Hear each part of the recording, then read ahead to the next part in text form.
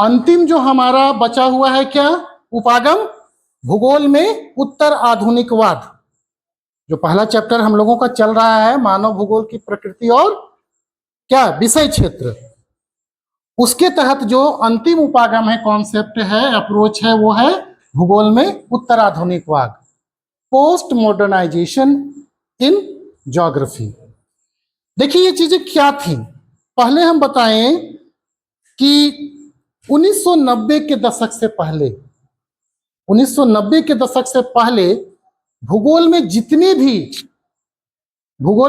भी सिद्धांत दिए गए, संकल्पनाएं दिए गए, इन पांचों उपागमों के संदर्भ में बहुत विद्वान थे जो अलग अलग सिद्धांत प्रस्तुत किए। जैसे कृषि किस क्षेत्र में की जानी चाहिए, इसके लिए एक भूगोलविद थे वान थ्यूनेन, उन्होंने दिया कृषि अवस्थिति सिद्धांत। ठीक है, तो उस समय वो चूंकि ब्रिटेन के थे तो ब्रिटेन की सारी भौगोलिक परिस्थिति को देखते हुए दिए, वहां की जो भौगोलिक परिस्थितियां थी उसको देखते हुए दिए। क्या भारत में भी वही भौगोलिक परिस्थिति है? नहीं है। ब्राजील में वही है? नहीं है। ठीक है, अलग अलग है ना। इसी प्रकार बेबर थे, उन्होंने उद्योगों के स्थानीयकरण के लिए सिद्धांत दिया। तो वो जहां पे थे किसी एक क्षेत्र का अध्ययन किए और उसी क्षेत्र को देखते हुए दिए। तो 1990 के दशक के बाद चीजें बदली, लोगों का दिमाग खुला, अलग अलग जोग्राफर्स आए, अलग अलग पढ़ने के तरीकाएं आए, जैसे क्वांटिटेटिव रेवोल्यूशन आया, और भी क्या था, बहुत सारे हम लोग उपागम देखे ना, तो सब में चीजें उभर के आने लगे कि यहाँ पे कुछ कुछ कमियां हैं इन सिद्धांतों में। तो उन्हीं सिद्धांतों में जो कमियां थी उन कमियों को इसमें उजागर किया गया और उसको सुधार कर फिर से प्रस्तुत किया गया। तो कमी क्या था, जो वैश्विक स्तर पर दी गई थी वो किसी स्थानीय स्तर पर लागू नहीं हो सकता है। तो उसी वैश्विक स्तर के संदर्भ को हटाते हुए स्थानीय संदर्भ में जोर दिया गया कि अगर किसी निश्चित भौगोलिक क्षेत्र की कैसी दशाएं हैं, वहां पे किस प्रकार की कृषि की जानी चाहिए। तो प्रादेशिकरण बताया हमें, प्रादेशिकरण हम लोग पढ़े ना, क्षेत्रीय विभेदन पढ़े, सब में अलग अलग चीजें बताई गई। तो जो कमियां थी उनको उजागर किया गया।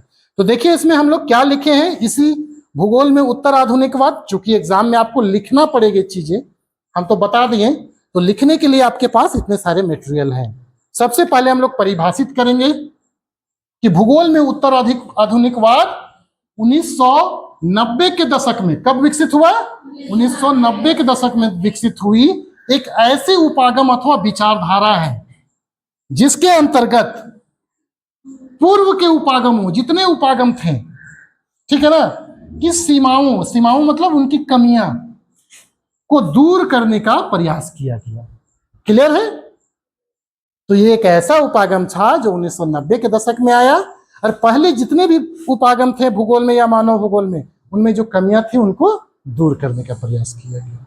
चीजें और स्पष्ट करते हैं हम लोग, इसी को हम लोग देख लेते हैं। इस प्रकार स्पष्ट है कि भूगोल के अंतर्गत वृहद, देखिए वृहद सामान्यीकरण और मानवीय दशाओं की व्याख्या करने वाली वैश्विक सिद्धांतों की प्रयोजनीयता यानी उपयोगिता पर प्रश्न उठने लगे और उन्हीं प्रश्नों के समाधान के लिए क्या किया गया, तो वैश्विक संदर्भ की जगह स्थानीय संदर्भ में इन सिद्धांतों को उपयोग करने पर जोर दिया जाने लगा। चीजें क्लियर हो गई? जैसे कोई सिद्धांत दिया गया तो पूरे वैश्विक स्तर पर दिया गया। जैसे वान थ्यूनेन थे, कृषि अवस्थिति सिद्धांत को उन्होंने वैश्विक स्तर पर बताया कि कहां पे कृषि की जा सकती है। इसके लिए एक आइसोलेटेड क्षेत्र चाहिए, उपजाऊ भूमि चाहिए, ठीक है, कुछ कुछ वो बताए थे कंडीशन। तो वैश्विक स्तर पर ये कंडीशन सभी जगह लागू नहीं होता है। भारत के लिए अलग है, पाकिस्तान के लिए अलग है, चीन के लिए अलग है, या फिर मैदानी क्षेत्र के लिए अलग है, पठारी क्षेत्र के लिए अलग है। तो सबके लिए वैश्विक संदर्भ को छोड़ते हुए स्थानीय संदर्भ पर जोर दिया जाने लगा। यही चीजें थी इसके आज के आपके भूगोल में उत्तर आधुनिकवाद की जितने भी विशेषताएं थे।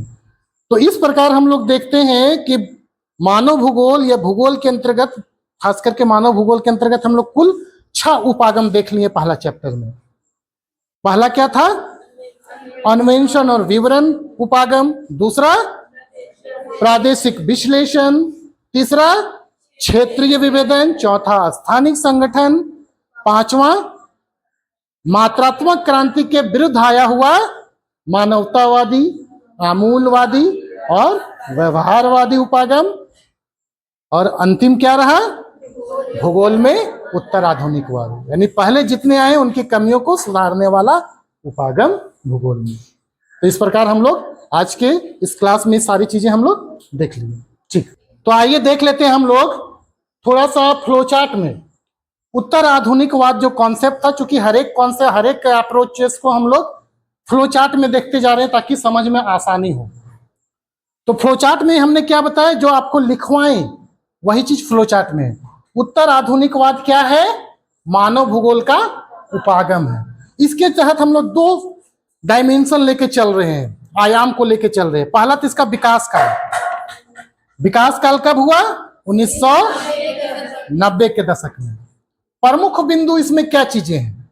हमने बताया था ना, वैश्विक स्तर संदर्भ के चीजों को या उपयोगिता को स्थानीय संदर्भ में लागू करवाना। तो वही चीज है, पूर्व के वैश्विक संदर्भ में दिए गए सिद्धांतों को स्थानीय संदर्भ की दृष्टि से उपयोगी बनाना है ना? क्यों?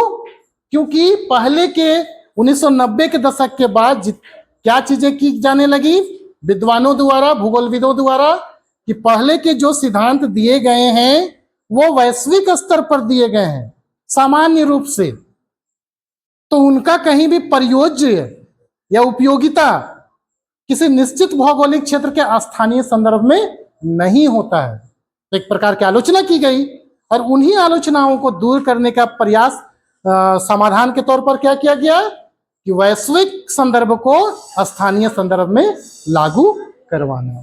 तो इसी का मूल उद्देश्य क्या था? वैश्विक संदर्भ के स्थानीय संदर्भ में परिवर्तित करवाना, पहले वाले सिद्धांतों को। क्लियर? ठीक है।